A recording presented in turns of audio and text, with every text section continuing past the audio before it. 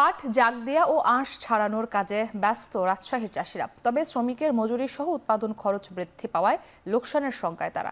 রাজশাহীর পবা থেকে এ নিয়ে বিস্তারিত জানিয়েছেন মাসুমা আক্তার।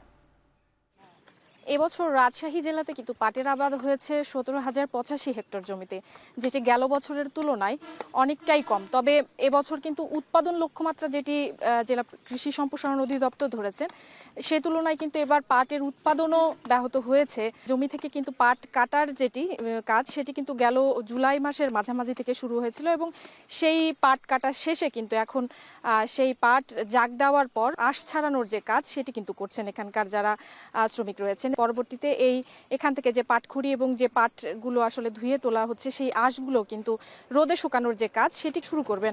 আগের বছরগুলোতে তারা পাটের যে মূল্য পেতেন, সেই মূল্যটি কিন্তু এবার কমেছে এবং পাটের এবার পর্যাপ্ত পানি না থাকায় সেচের পরিমাণও বেশি প্রয়োজন পড়েছে। আসলে প্রতি বিঘাতে তাদের যে উৎপাদন এবছর হয়েছে, সেটি কিন্তু 7 থেকে 8 মণ পাট উৎপাদন হয়েছে। তাতে করে কিন্তু তাদের খরচের পরিমাণটা বেশি এবং বাজারে এখন কিন্তু তারা যেটি বলছেন, হাটে পাটের আসলে মণ প্রতি যে 25 থেকে 2600 টাকা মনে কিন্তু তারা এই পাটগুলো বিক্রি করতে পারছেন। তাতে করে যে খরচ এবং খরচের বিপরীতে তাদের পাটের যে উৎপাদন হয়েছে এবার, সেটিতে কিন্তু তারা আসলে লোকসানের শঙ্কায় রয়েছেন। এই ছিল আমার কাছে রাজশাহীর পবা থেকে পাটের সর্বশেষ।